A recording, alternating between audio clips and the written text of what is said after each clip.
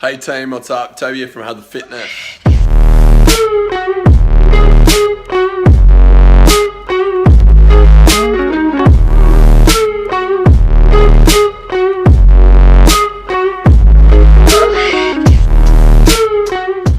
Alright guys, the time is, just coming up at 1:30. I'm just having a feed here. So I've got some Cinnamon, so rice, meat, veg, basically. And then I've just got a B complex, orange tablet, and just a digestive tablet. It's not feeling 100%. I feel a little bit groggy and sick at the moment, so I'm just gonna run you guys through a quick workout I did earlier, and then we're gonna talk about bracing and breathing. All right, we're gonna talk about like blood flow to your muscle groups, how to stop yourself from passing out, and why we brace, and a little bit of science behind that. I really hope you guys enjoy. Let's get it.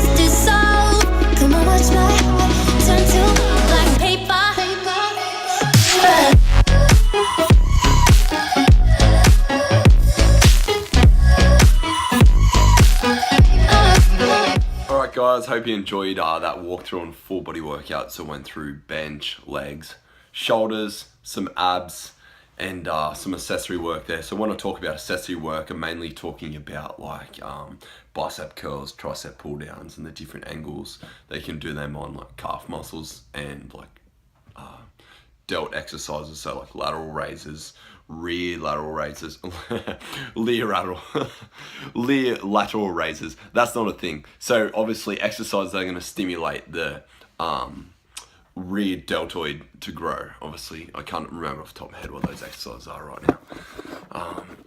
All right, man, the things you have to go through to try and get good angles and get good exposure.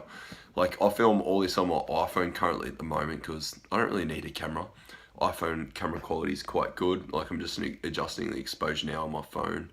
On the forward facing camera, iPhone 6S, and I've got a freaking horse and a box holding up my phone, sitting on a little stool, just talking to the camera in the spare room. We're getting it. All right.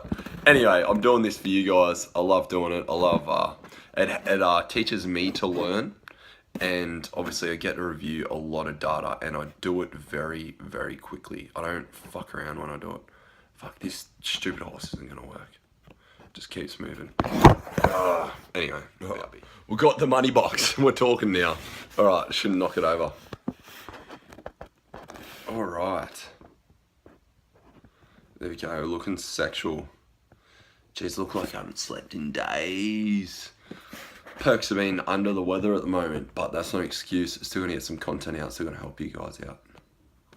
Oh shit, we just lost it. All right, so let's crack in. Bring that down a bit. All right, we're good. All right, so we're talking about, so I asked some questions in my fitness circle private Facebook group. Just type in fitness circle, we'll see a picture of me doing one arm handstand on a beach in WA. amazing place, Turquoise Bay. That was probably one of the nicest beaches I've been to, probably besides the Maldives or in Hawaii. But besides the point, join the group, male specific group only, offering heaps of content on live streaming, everything in there. But I posed the question of what the guys in there wanted to learn about. So I got asked about breathing technique and bracing. So obviously breathing and bracing are hands down the next most important thing next to periodization, because if you don't breathe and brace properly, you can pass out, you can hurt yourself, and the biggest thing is staying away from injury. So the thing is, you got a very high chance of injuring yourself when you're lifting weights, because you're obviously fighting against gravity. So for example, if you have a bench press, so an Olympic bar, if you have 100 kilos on that, that's a lot of weight. And if you're only doing like 1 to 2 reps on that, by the time you hit that second rep, you're going to be having a convulsion. So you're going to be like, trying to get that back up. You see it all the time when you go into the gym. People are like, I've got this. They don't have a spotter and they're like, fail, boom, comes back on their chest and they're like, they start choking and stuff. It's not pretty, okay? So the way you can avoid that is to breathe properly, and it can help be more explosive. So for example, breathing, we'll start off with breathing on a bench press. So you want to breathe in at the top, you want to brace your core, you want to turn on that safety belt. So breathing in, turning on the transverse abdominis, and basically everything, and engaging those core muscles, setting up primarily an Olympic style stance. So if you just type in Olympic style bench press, you'll see they have a bit of a curvature in their back right here.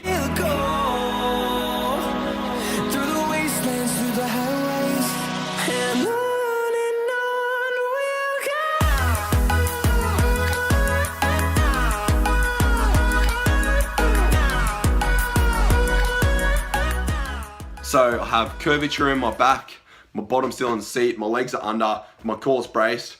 I take the weight up and I go, breathe in nice and tight, engage, come down, and then the hard part here, the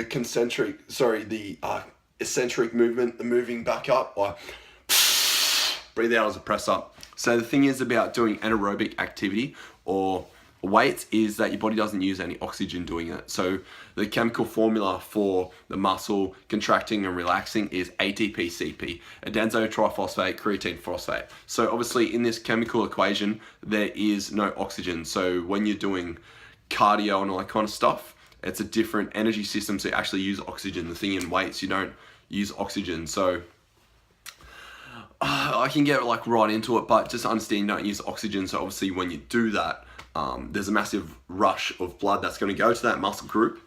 It's going to swell, and a lot of oxygen is going to be pulled out of that blood. So you're taking a lot of blood and nutrients and oxygen away from up here, and applying that to the muscle to help move that load and get it away from your body.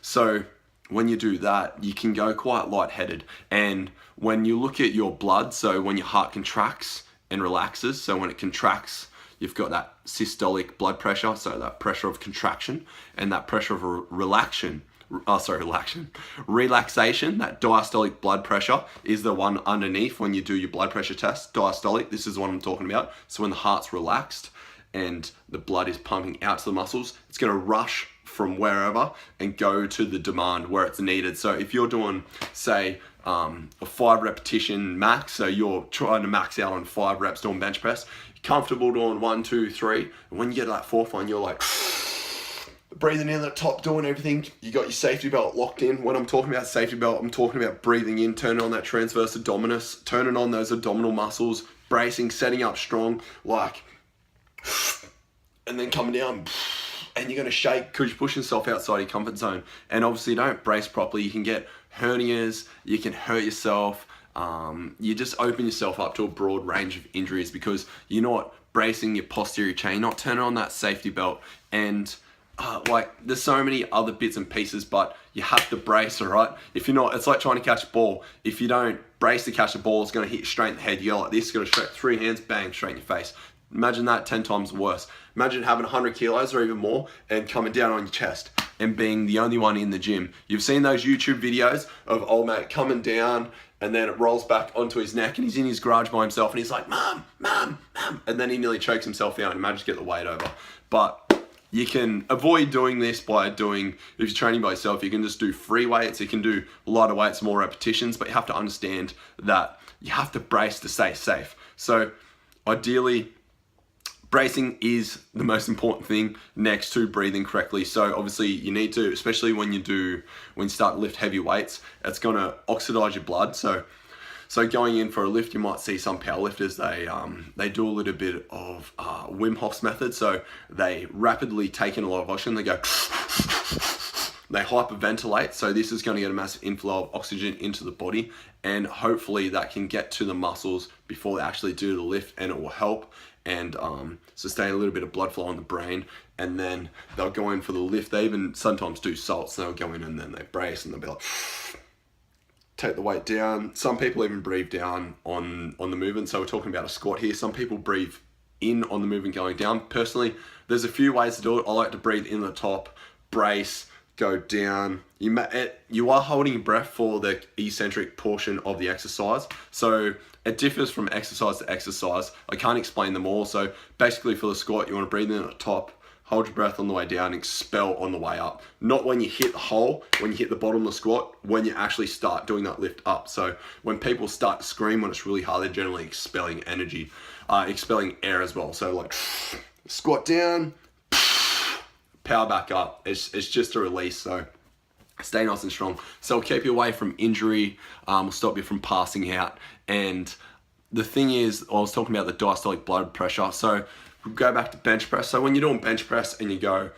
excuse me. So when you go all the way down, you're coming to here, those muscles are getting stretched. They require a lot of blood. So blood is going to help get the nutrients, the oxygen to the cells to help with that myosin and actin muscle sliding. So that contraction and relaxation process.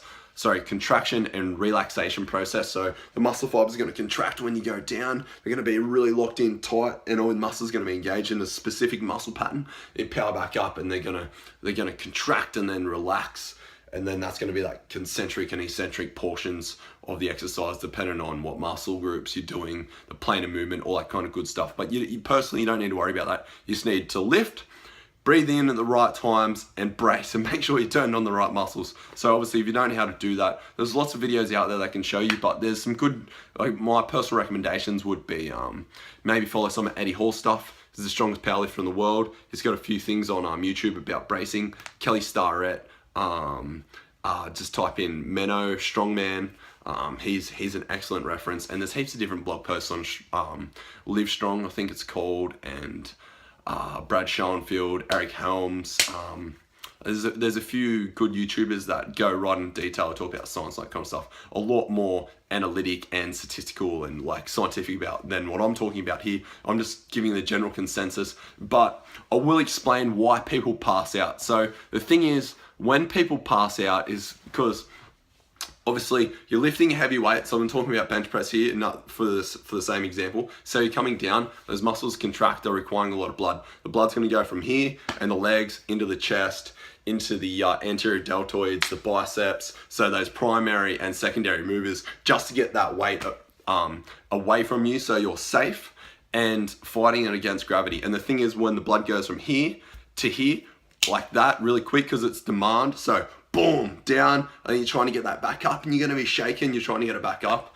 That requires a lot of blood, and the brain requires a certain amount of blood and a certain amount of oxygen to function before you pass out. And passing out is obviously the body's safety reaction to before like damage occurs to the brain or whatever. So you see those people do 1RM deadlifts, instead of sitting down and just relaxing, they stand back up and they go woo, then pass out, because that blood has to fight its way back from that muscle group against gravity through your veins and your arteries and all that kind of stuff back to the brain. And obviously sometimes that doesn't happen quick enough. And if you go from, say, lying down to standing up, you're probably talking like more than 1 liter to 2 liters of blood going from your chest or your legs against gravity back up through your arteries and your vascular system back to the brain, to influx actually into the muscle cells and everything that's actually in your brain to keep you oxidated and alive. Like that doesn't happen in say like half a second or second, and you can do a burpee. Some people can do 2 burpees in